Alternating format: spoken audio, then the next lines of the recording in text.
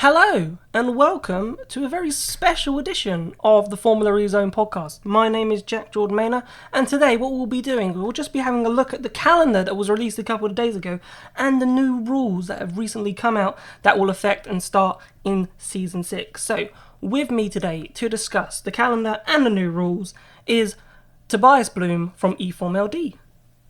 Hi, thanks for having me once again. Thank a you for regular coming back on this podcast. Yeah, I know. We still do these like massive intros like it's someone new, but it's me, Dan, and Tobias, as everybody knows. But Dan isn't here today. Obviously, it's a real short. We put together this podcast quite quickly, and Dan is currently away with family. He will be back for the Burn podcast, which will come out after the Burn E-Pre, but he's not with us today. So it's just me and Tobias just looking through the calendar. So that's where we're going to start. Now, Tobias, calendar. What were your first impressions? I was amazed that Formula E really pulled off the travel madness, or is planning on pulling off the travel madness. We've heard about the stuff happening towards the rear end of the calendar. I don't want to spoil anything, but there's a lot of travel involved, and I was surprised by them actually doing it and introducing a lot of travel next year. Apart from that, we've got a few regulars there. We will be starting the season in Saudi Arabia once again, and we have the stables. We have Chile. We're going to Mexico again, Germany, and first and foremost, of course, we're going back to London finally. Yes, London. I'm looking forward to that one. That's going to be my highlight of the year. I mean, Berlin always is a highlight for me as a German, but London will really be the highlight of the year. Yeah, I'm looking forward to the doubleheader at the end of the season for round 13 and 14 on the 25th and 26th of July. So fingers crossed, because at the moment, people who I know who listen to the podcast in Britain, the weather in London ain't great. We're going through a real cold spat for the middle of June. So hopefully by the end of July, it'll be much better. But interestingly enough, I thought as you mentioned, Saudi Arabia is a double header. So obviously last season it wasn't a double header. This season it is, and obviously there's a lot of talk about Saudi Arabia eventually becoming a night race, which I don't think is not happening this season, but that's obviously something for later seasons. But we started in December last season. This season, last season's the current season, but the next season we will be starting a bit earlier in November. So the first race is on November 22nd and 23rd. So what do you think? A nice double header to kick us off, Tobias? Ooh, I like the idea. Double headers to round off a season always are popular. I don't see a reason why you wouldn't want a double header for the season opening event as well. Thing about a double header is I think it makes it a bit more difficult for the new ones, Mercedes and Porsche, coming in season 6. They will surely like a bit more time for their data analysis between the first and the second race, but I mean they get plenty of time afterwards. I think it's just a matter of them having a lot less time than they would like between the first and second race, especially because they are new and coming in as a fresh team. That will make things a bit more difficult then, but not like it's not difficult, but a bit more complicated than they were hoping for, maybe. Yeah, but generally I do like the idea of a double header. You know what's interesting? Yeah. Sorry to cut you off. And you know what's interesting? No. What you just bring up?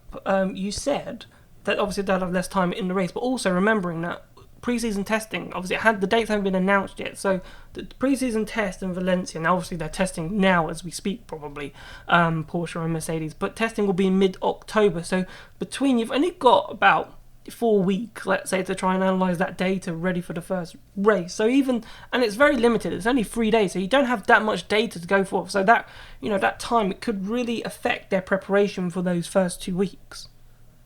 I wouldn't say so. Because that's fine.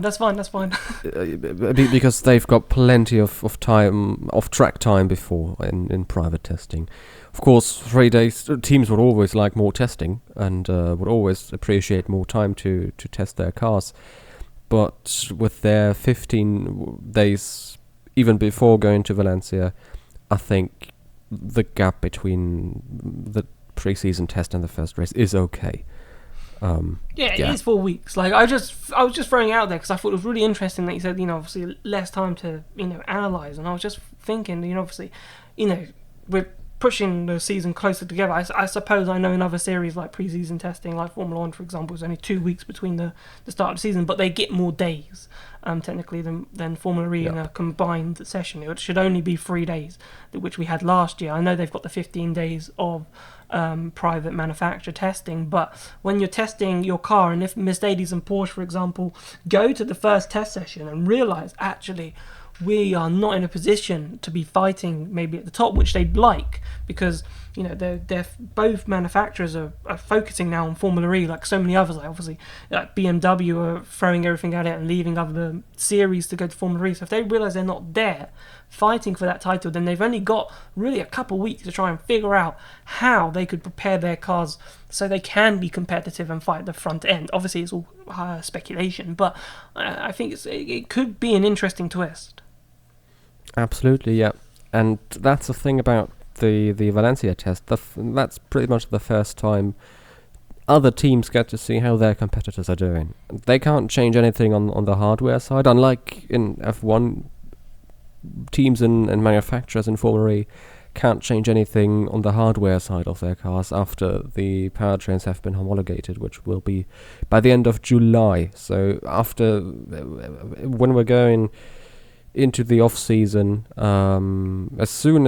pretty much as soon as New York is over, the teams will have had their powertrains for the new year homologated, and they can't change anything about it. The only thing they can work on afterwards then is software. And we know how crucial that is with Checo. Oh, absolutely. Amazing with software, and shown how you can really progress a car throughout the season with software. So, that could be a challenge in itself for teams like Mercedes and Porsche. Absolutely, yeah. The thing I like about Saudi Arabia as well is the timing of it, because we were hearing voices about it possibly being a whole month later, and the initial plan was to have the Adiria round towards the end of December, the fourth. How do you call that in English? So it was around. They wanted it to be the last weekend before Christmas. So before Christmas, effectively right. Around the 22nd, 20. I think it was 22nd of December is the last week. Is the Saturday, before Christmas. And they wanted to put that race there so there wasn't this big gap, because originally there was going to be this gap between Saudi Arabia and Chile into January, and the sport didn't want to do. He didn't want to create, like we've had before, those 7-8 week gaps between the beginning of the season and the following race. So they wanted to keep it quite close together, but I don't think teams were too happy about it, and I think things sort of emerged that caused them to push the season, make the start of the season earlier. And a major part of it, I think, again, was about Mercedes and Porsche. It's their first race, they have a lot of VIP guests, and they, of course, don't want to bring them to Saudi Arabia, of all places, a couple of days before Christmas. And the team, the mechanics and all of them, they want to spend Christmas with their families. Which makes sense. And that's totally reasonable, yeah. And so they had to move the E-Prix a week forward. They realized, that's probably not going to work. That's where the WEC race is in Bahrain. Maybe move it another week forward. It doesn't work. FIA Gala in Paris. That's where all champions get their trophy. So season 5 for the season 5 Formula E champion will get his trophy in Paris that night. The week before, F1 season finale in Abu Dhabi, not even, or maybe around 100 kilometers away from Adiria. So the timing isn't too great, and that's why they ultimately decided on the final the final week and the final weekend of November. Nevertheless, we have a TBC slot on 14th of December, the date where we have the WEC race in Bahrain.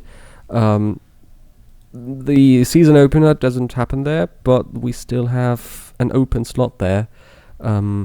Jack, what do you think? Will we have a race there, or is that just Well, early to have it. indications say that it might be Marrakesh. Now we reported that Marrakesh wouldn't have been on the calendar for season 6. There was sort of some issues surrounding it. Drivers were saying it was quite tough on energy. I don't think a lot of people sort of saw that and said, "Oh, it's pathetic that the drivers said that." Yes, the drivers said that, but I don't think that's one of the main reasons for Marrakesh not being on the draft calendar. And remembering that Marrakesh was only ever supposed to be on the calendar for one season to coincide with the it was a climate change conference. It was called COP22. That happened in that season, but obviously Formula E Marrakesh sort of gotten quite well. It was a track they could easily use and easily implement onto the calendar, so we've ended up doing 3 races there. But I don't know if it's not Marrakesh. If they do put Marrakesh back into that slot, maybe having to iron out a few sort of like contract details and iron out a few things, then we might be going to Marrakesh. Apart from that, I've got absolutely no idea, honestly, where else we could be going. It will be quite a big surprise if it's a new place and where that new place could be, because there's quite a lot of really good Formula E journalists who have sort of managed to find out places that have been on the calendar and sort of said that this could happen. So if a city manages to escape everyone's attention being on the calendar, I think that's pretty impressive by Formula E for keeping it secret. But early signs suggest it could be Marrakesh. Or Sao Paulo. How about that? That would be interesting. And I said to Lucas, like, Sao Paulo, Interlagos is right in the city. Like, could Formula E take, an opportunity rather than, finding a street track, doing a sort of Mexico thing and, racing around Interlagos. And, De Grassi was up for that. And thought that would be like a really cool idea, really something good that Formula E could try and do, rather than making a track like it's like a hybrid track, even though it's a permanent track, because Formula E are finding it so difficult to find street tracks, and they've tried in Sao Paulo so many times, and they haven't got it across the line. So the Interlagos thing's out there. I don't know how good it would be for energy management, because there's quite a lot of straights. There's you could probably lift through quite a few parts of the track for like the sweeping right-hander and going into the little hairpin, but I suppose there isn't much of energy management there in Interlagos. But I don't know, they've tried to get it on the streets of Sao Paulo quite a few times and failed, and even Rio de Janeiro, and they failed. So I reckon if it is to be Sao Paulo or Brazil, then it would be quite tricky. So the only way I can see that is being at Interlagos. Let's wait and see. The plan was to have a race in Brazil this year, with a circuit going through a park, so similar to Battersea. And the Santiago approach that they've taken. Right. Which moves us nicely onto where round 4 would be in the championship, because we're going back to Santiago into that sort of park hybrid street track. It provided quite good racing last season. That's taking place on January the 18th. So what we're starting to see is there isn't, thankfully, those massive gaps. Yes, you could say it's like a month gap, but a month gap between December, you got Christmas and New Year in that period. Like, I think, they're acceptable gaps. That is if we have a race in December. That's true. That's obviously...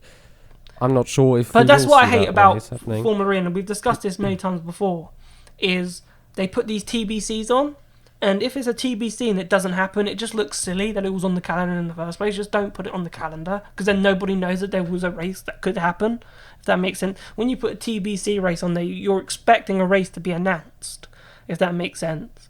But putting a TBC race on the calendar and it doesn't happen, I just think it makes the series look silly. Yeah, I don't know if it's... Not sure if it would be a better way to have a draft calendar without a TBC and then just add another race when you get it confirmed. Not sure if either of these two ways is great. Yeah, look, I don't mind the TBC being on the calendar. Like, I don't think the fans mind either. But the way the fans will think about it is, and the way we think about it is, if you're going to put to be confirmed, it's to be confirmed because you're ironing out the few details. You're probably 95, 99% of the way there. You're just, you're crossing the dots and dashes. That's what it should be.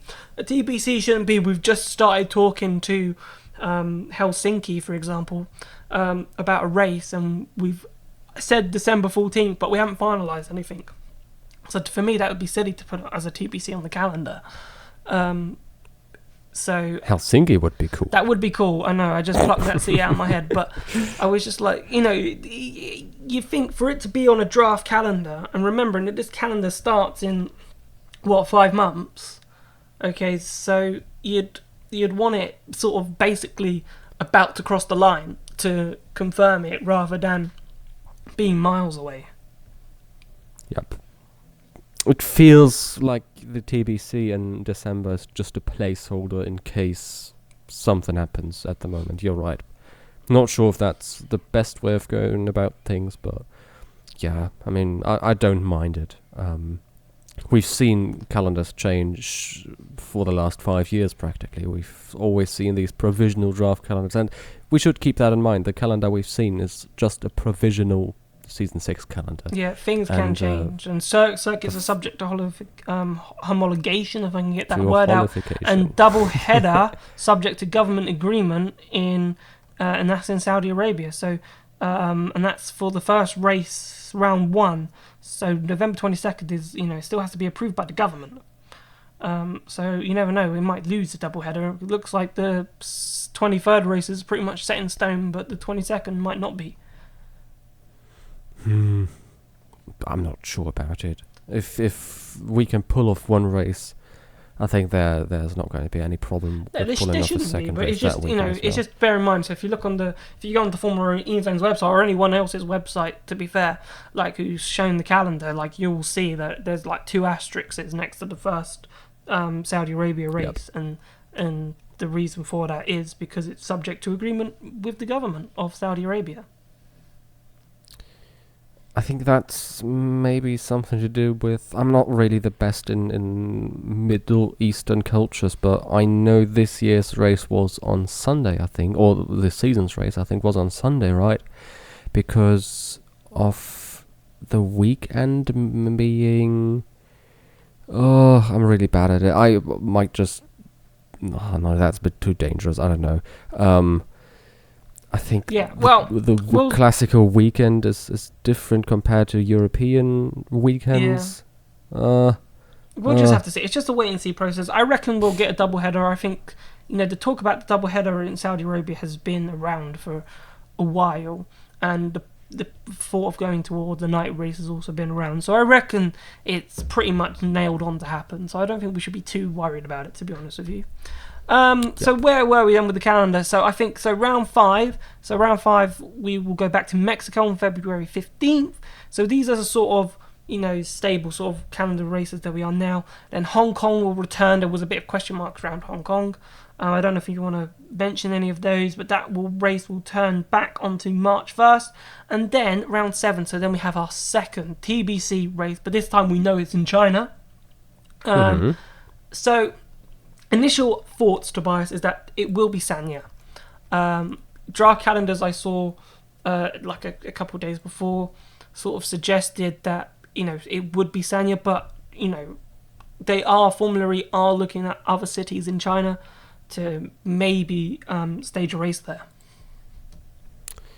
I've also heard about Shanghai possibly being it. I'm not too sure if it's really going to be Sanya. Would be cool though. The location was nice. It reminded me of Punta del Este a bit. But also I've heard about Shanghai. Maybe although Shanghai probably is a bit 50-50 at the moment, or maybe 40-60, with the tending towards maybe not this year. Another possibility is Xi'an, another Chinese place. We haven't seen a race there yet, and I'd be interested to see that as well. To be fair, I haven't got a clue where we're going in China. Sanya would be cool. We know they can pull off a race there. It was good being there. not the best race and not the best event of this year, I'm sure, but I think Sanya would be a reasonable call, and I wouldn't be surprised if we were going back to Sanya. Yeah, nor would I. I think I'm not saying we're nailed on to going back to Sanya because I know Formula E are looking at other cities, but I think it's likely. I think there were some issues around Sanya, like its location. It was a bit hard to get to, and it looked stunning on the cameras, but was it meeting the idea of bringing the people to the track in a sense? I don't know if that was one of the reasons why they're looking at other cities in China. So that's one to just watch out for. But I'm not saying I'm fairly certain. Well, maybe I am. I am saying I'm fairly certain that it will be Sanya. But Formula E thrown so many surprises. So Yeah. don't be surprised if we go to a completely new city. And China's such a big country, and there's so much of China that could maybe be exposed and become a bit more touristy, or sort of try and be a bit more open to touristy. I don't know why I'm saying touristy, but like tourists, like locations. So it could be a really good way to show off China in a different light. And going to maybe different cities that we haven't really heard of or have heard of, but when you think of China, you think Beijing, you think Shanghai. So there could be like other cities that are developing, like that Formula E could go to and show that there's this city that you can go and check out now in China. So I think it could be interesting. So just rattling through then, because then we go into the European season. Well, so we think, because there's a random European city that we didn't realise was in Europe.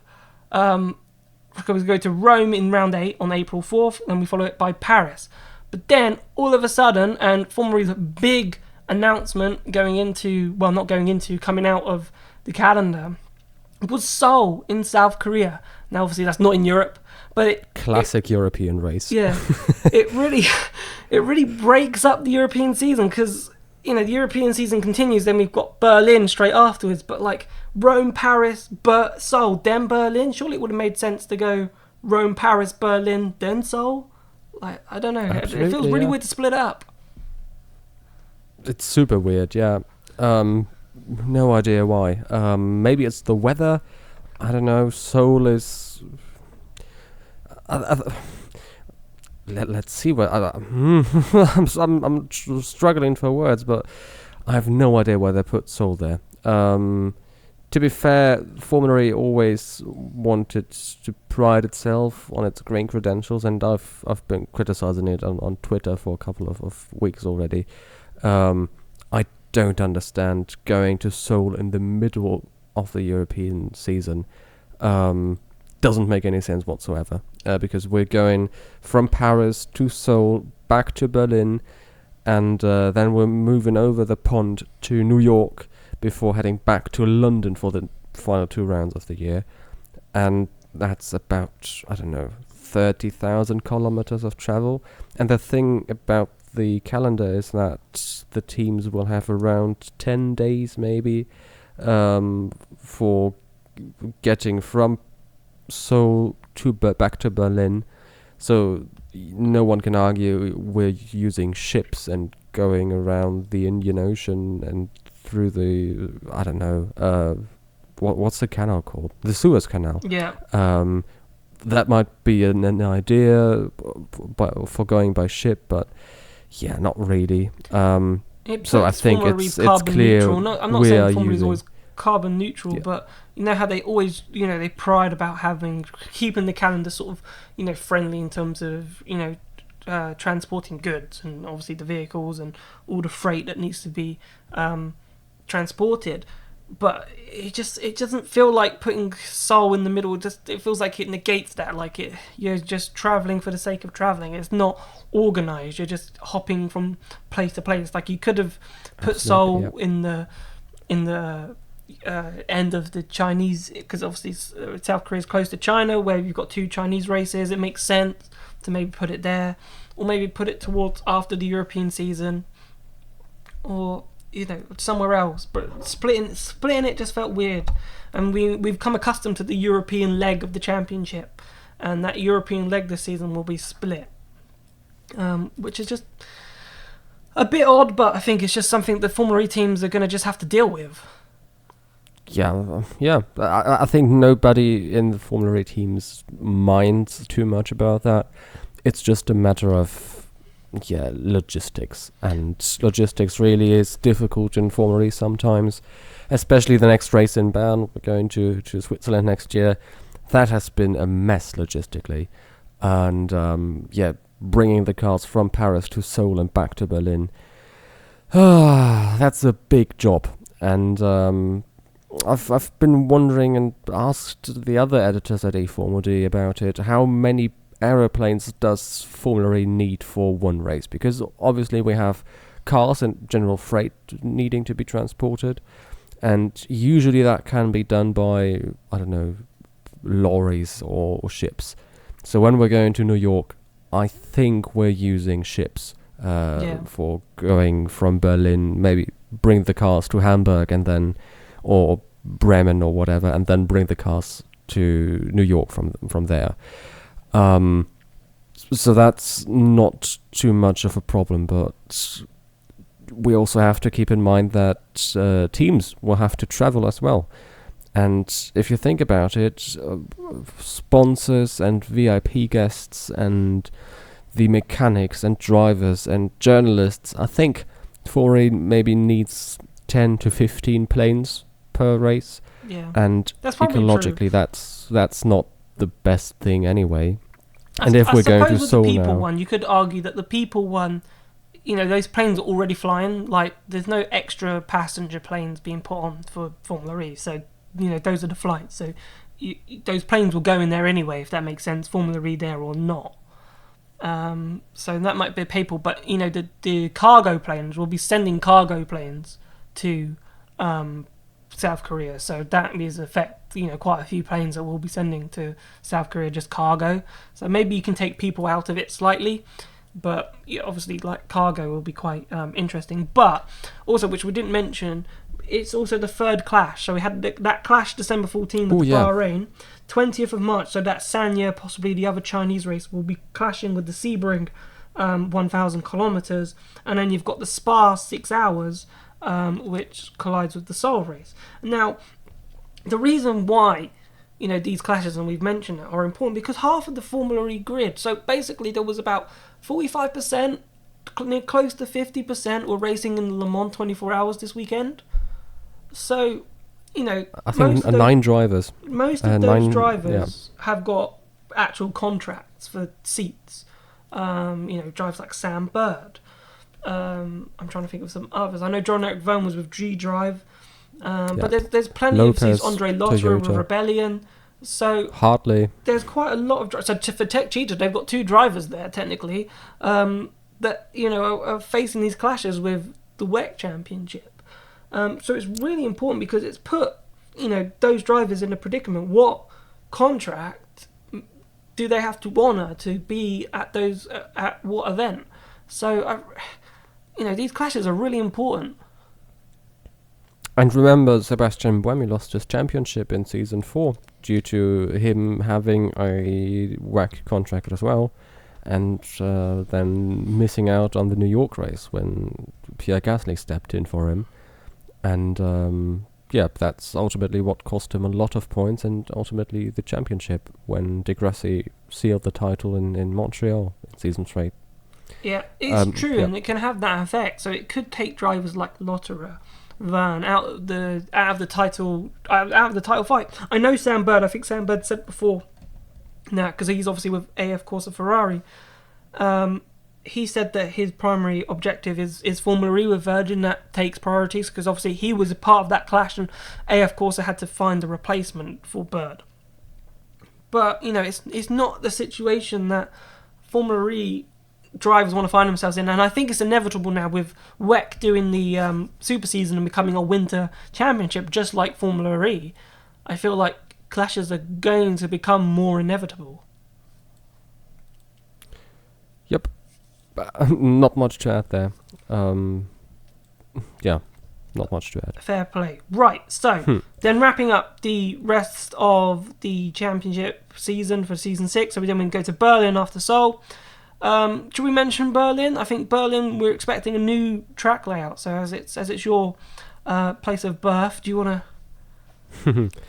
Well, I don't know anything about new layouts. I'm dreaming of bringing the cars through one of the hangars. Obviously, we've had the Green Tech Festival there this year, and the hangars have been used, but having part of the circuit going through these hangars would be fantastic. That said, I have no idea, and I don't think anyone has an idea at this point in time about how the layout will look like. What I've heard is, yeah, it's true. Berlin will get a new layout. Same as Hong Kong, by the way. Hong Kong will increase in length as well. So we're going to have these two new circuits. Along with Seoul and London, then we will see 4 new layouts next year. 2 of them being new circuits, obviously, but at least 4 new layouts for Season 6. No idea about how the Berlin layout will look in the end, but I'm sure we'll hear about it in the next few months. Yeah, so then after that we go to New York for round 12 on the 20th of June, and then we finish up on the 25th and 26th of July in London, where we'll see what this indoor-outdoor track will look like. Okay, so that is the calendar for Season 6. I'm just going to run it down for you just so to clarify. So we've got starting the season off with Adiri in Saudi Arabia on November 22nd and 23rd.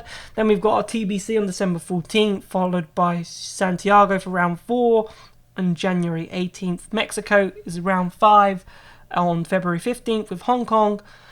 Round 6 on March 1st. And then we have our next TBC in China on March 21st with Rome.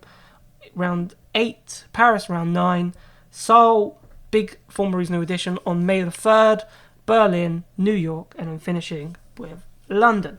So that wasn't the only thing that sort of was announced though. Canada's always a big reveal, but we saw some rule changes around attack mode. And I think, Tobias, they listened to us. I think they listened to this podcast and they heard our complaints about the use of attack mode under full course yellow and safety car, and that has been banned for Season 6.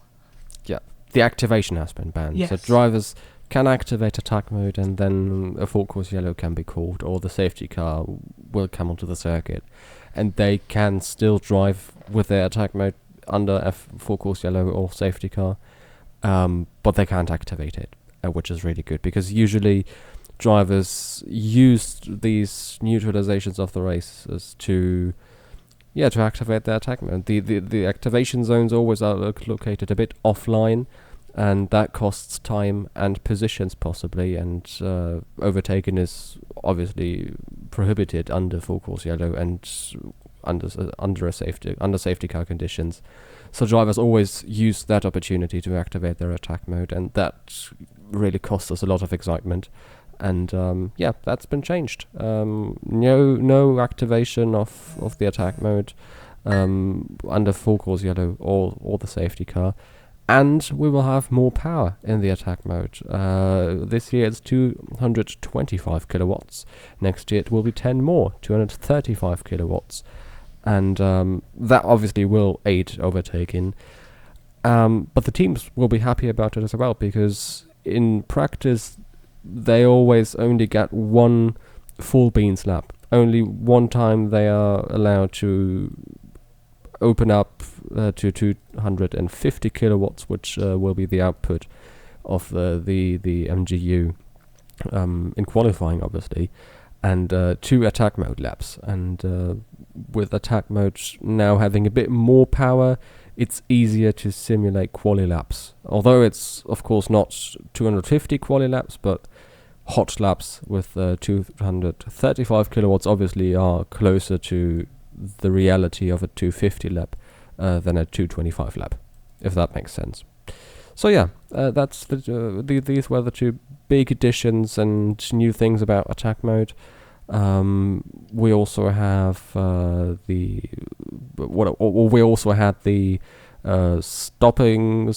stoppage of the clock announced. Usually, if we have a red flag, which happened 4 times this year, the race director has to add the lost time to the clock afterwards. And now it's been finally made official that we will have the clock being stopped in these 45 minutes plus one lap races, which only makes sense, right? less work for the race director, and makes things clearer for the fans as well.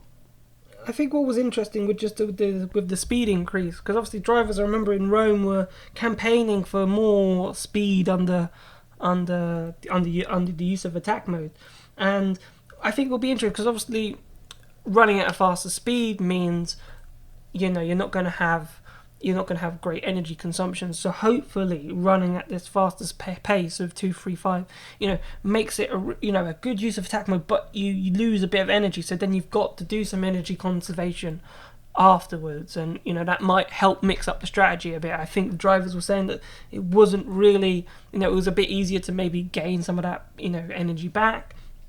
So hopefully having it for 235 might make a little bit more of a difference, make it more interesting. Now, another thing that was announced is that the energy will be, 1 kilowatt per hour will be subtracted for every minute that we are under caution. So basically what they've done this to try and stop drivers, stop drivers from having a flat out race. So they're saving as much energy as possible during the safety car period, so they can basically go flat all the way to the end. And we've had quite a few flat out races where races haven't really been decided on energy management. So I think it looks like a good change, to try and stop races becoming flat out, but it seems really complicated to actually implement.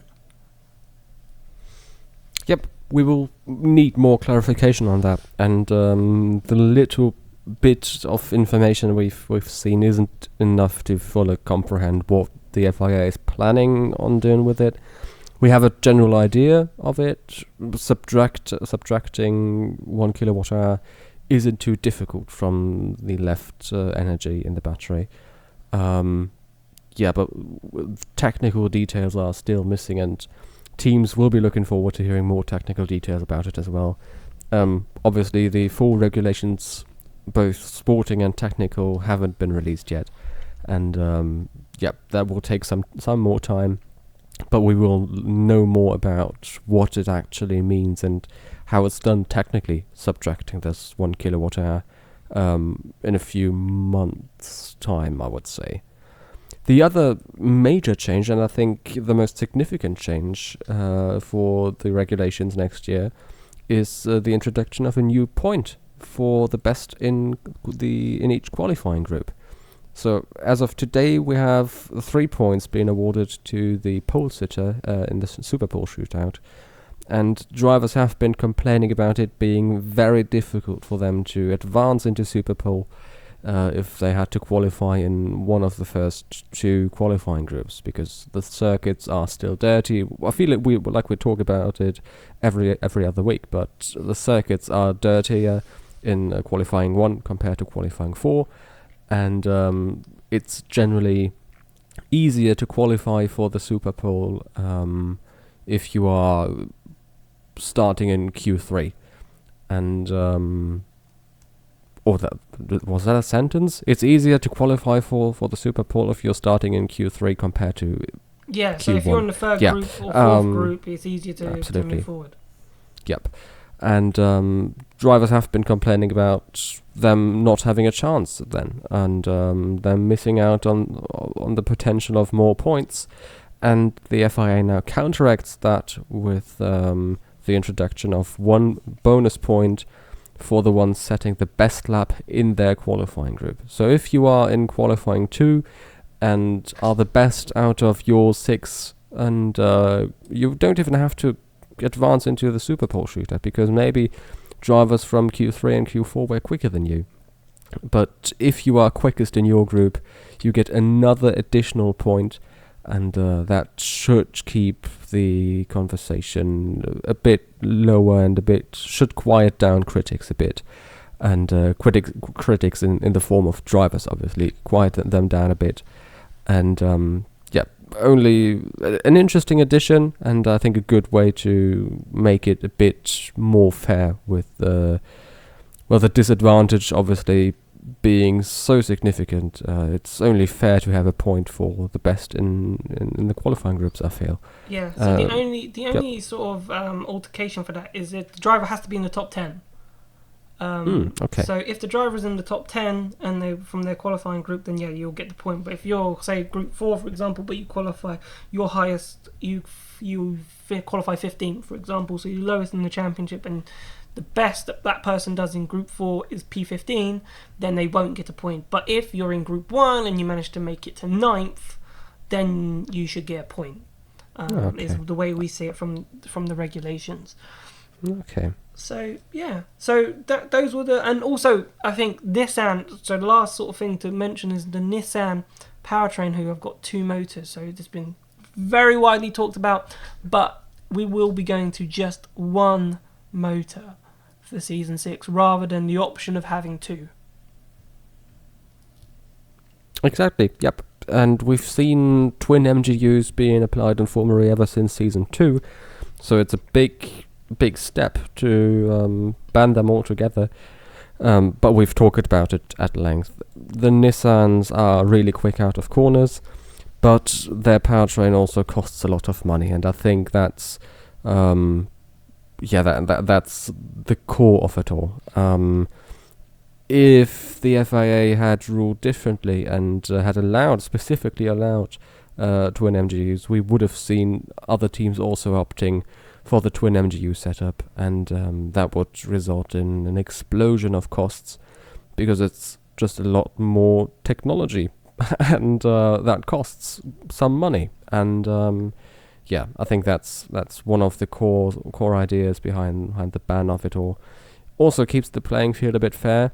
For Nissan, it's a difficult story, because I've just said we only have about 6 weeks remaining until the powertrains for season 6 have to be homologated, and I'm sure Nissan have a plan B in place, but I think and I feel they were hoping for them continuing on with their twin MGU setup. So imagine they've put all their resources into the twin MGU and the double motor for next year, and now all of a sudden 6 weeks before all the powertrains have to be homologated, they have to throw their plans overboard and start from scratch. That would be terrible. I'm sure they have a plan B and all of that, but if they had started development and focused their development efforts on the double motor, that would be terrible news for them. I hope they haven't. Because we were talking about like maybe being implemented for season 7, so it gave Nissan some time to say, okay, fine, you can do it next season because you've started, but season 7, we're not going to do this anymore.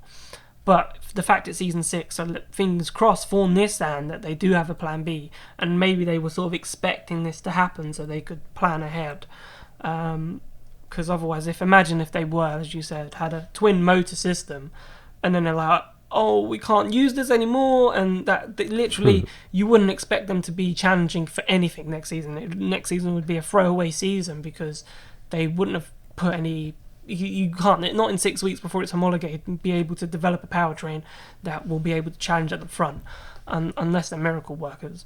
But the last thing I just want to mention is that, and I'm really happy with this, because I had a feeling Formula E was starting to rush things, is that the end. So obviously we've just had the first season. Well, we got it, but a couple races to go now until season 5 is finished with the Gen 2 car. So the first season with the Gen 2 car, and they were looking to sort of introduce Gen 3 for season 8, but it looks like the Gen 2 car will still be with us till the end of season 8. So season 9 now.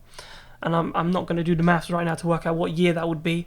But season 9 will be the first year of a new, completely redesigned Formula E car rather than season 8. Possibly, yeah. We might even see season 9 with a Gen 2 car. But what the FIA clarified is that it will be at least until season 8 that we will see the Gen 2 car, which is good. Perfect.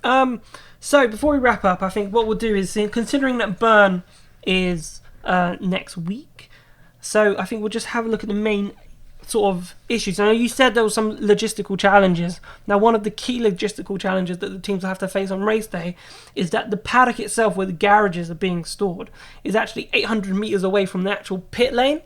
which I thought was really interesting. Now, we haven't really seen something like that since like Montreal, sort of Long Beach time, where the garages are sort of somewhere else and you've got to pull the cars out to the pit lane and have a separate pit apron where teams sort of work from. But this, it seems like a really interesting challenge. 800 meters away, it's quite a distance.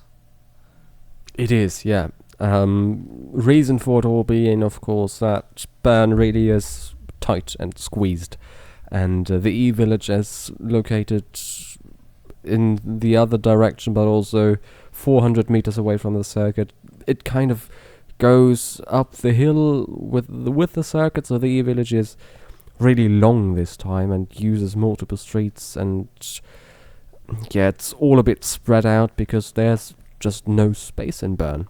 The circuit is cool, and but the circuit uses practically the only available streets in the area, and so every other thing has to move away. We are, even us journalists, we are located around 1.2 kilometers away from the circuit in the Bern Expo, and yeah, that's a long way off actually, and a long walk to the circuit, especially for the poor photographers. Man, I really feel for those, because they want to get back after the session, edit their pictures and upload them, and yeah, that's going to be a very long walk, unless maybe they can bring bicycles and e-scooters or whatever.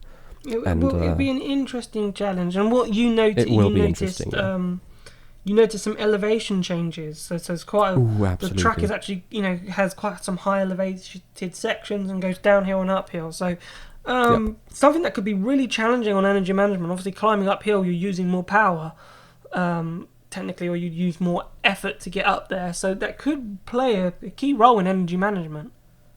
Yep, absolutely. But you also are able to regen more when you're going downhill. So between corner 1 and turns 3, 4, 5, which is a bit of a chicane, roundabout usually, that's about 50 meters of elevation, and they lose these 50 meters of elevation in about maybe 300 meters of distance on track. So very quickly we're going downhill, then we have the chicane, and then we're going uphill again, and going uphill costs energy, but you can regen all of that energy by going downhill. But you're absolutely right, regen is going to be critical, and temperatures are going to be critical, because you have gravity as your friend going downhill, and you can lift off earlier and start the regen process. But also that means that the temperatures would rise. And I'm not sure about the weather report about Bern, but if we had a very hot race with around 30 degrees Celsius, that might be very interesting, because regen will play a major role, and if you regen a lot and if it's hot at the same time, that means temperatures will rise, and yeah, we will have to keep an eye out for that if it's a hot day. Perfect. And obviously it's a new race, new track, so it's anyone's game, right? It's absolutely anyone's game. Putting a prediction on who's going to win in Bern is like impossible, because it depends on how good team simulations are. So when they're practicing back at the factories, it could really be a major twist in this season's championship. It could be, yeah, but we say that about every race, right? Yeah, that's true. That's true. But I feel like this one's, it's got to be more significant because it's a new track. Because some of the tracks before release, they've got previous data. No one's got any data of Bern. So, you could go one way and it could be completely wrong, and that could be John-Eric Verne, for example, who goes one way and it does not work, and then all of a sudden Antonio Felix da Costa wins the race, imagine, and the championship going into New York is completely just thrown up in the air. Yep, absolutely. And it's going to be a matter of who adapts best and who is quickest in adapting to the circuit. Because you can simulate all you want, but one lap in real life is better than 100 laps in the sim.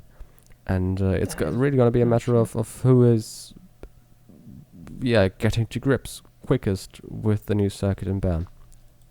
Will be a very interesting day, and especially that it doesn't make anything more difficult for the teams. But the timetable has been changed. The schedule is new. We have free practice one starting a couple of minutes before 9 a.m. in the morning. Usually we have seen practices start at 7:30. Now we're starting at 8:55, and free practice 2 ends at 10 to 12, and that's usually when we start with qualifying. And the start for the race then is at 6 p.m. Central European time, of course, and you will have to translate that into your local time zone, plus 6 hours to New York and Eastern Standard Time, so it will be 12 midday in New York. It will be 5 in the UK, and you know the drill. So it's 1800 hours, as they say, 6 in the evening, Central European Time. That's when the race starts. Perfect. I think that's wrapped it up. If you've got any questions regarding the calendar or the rule changes, then just feel free to either tweet Formula E Zone or tweet eFilmLD. There's plenty of people there that can help you answer your questions if there's anything you're unsure of. Tobias, thank you so much for coming on to the podcast today. Really appreciate it. Oh, no, thanks for having me on. It's been very much fun. Perfect. Please, remember, like the video if you're on Apple Podcast, Google Podcast, listening to the podcast. Rate, review it. It really helps us just, build up this podcast, reach more Formula E fans. Thank you so much for the support we're already getting on the podcast. It's amazing to see how many comments, tweets that we get, people liking the podcast, and it's really great to see. So we thank you so much for listening, and we will see you after the Bern E Prix. See you.